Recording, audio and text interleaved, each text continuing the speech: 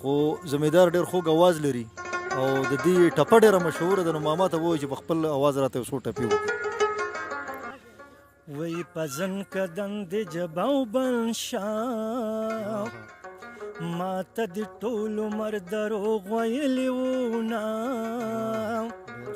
وی قدر د غوړ نستون کېږي من غریبان څوک په کوڅو کې نه پرېږدي نه وی په اور دې وسومه دلداره خانه کناره ژوند به څنګه تېرومه وی شاده ګودره روانېږي لکه د بڼ مرغۍ وړو شنه خالونه وی په زړه به لویه تیږه کېږدم او ظلم به پرېږدم خوشحالي به یادوم بس ته په دغې فیصله شوه نو غریب سړی مه چېرته ځم کډه به وړمه. کتونکو تاسو واورېدل د ماما ټپې مو واورېدې او د هغه نه به یقینا چې ملګرو فرمایش دی چې ماما به راته چربیت هم وایي ستاسو به د ده اواز خوښ شوي. زموږ یو ملګری دی په کویت کې نورک خان بار بار د دې پروګرامونو فرمایش کوي چې تاسو موږ سره کلیوال رنګونه شیر کوي تاسو زموږ سره کلیوال رنګونه او د کلي پروګرامونه وکړئ. دا نننی پروګرام زموږ خاص کر د نورک خان په فرمایش دی. څوک چې په کویت کې مسافر دی دا پروګرام موږ نورک ته ډالۍ کوو. د نورک تصویر به هم تاسو په سکرین باندې نه دا نورک خان په کویت کې مسافر دی او زموږ ملګری دی. موږ د ډېر شکریا ادا کوو چې زموږ سره د کویت نه ډېر تعاون دی. نو ماما ته وایي چې دغه مسافرو ته خاص کر یو څو ټپې خو وي خو چربې ته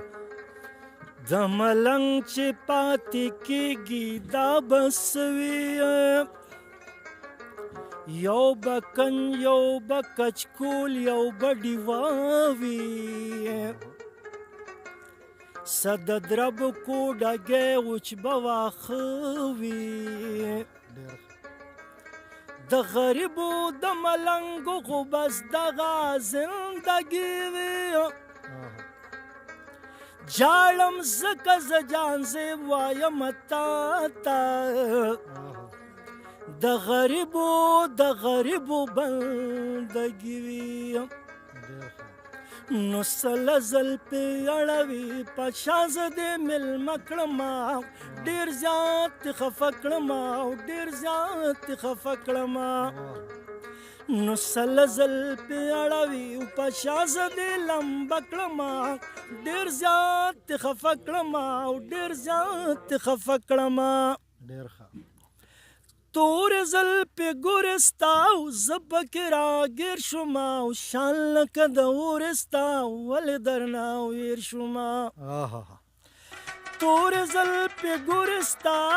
زه پکې راګیر شومه او شان لکه د اورې ستا ولې درنه ویر شومه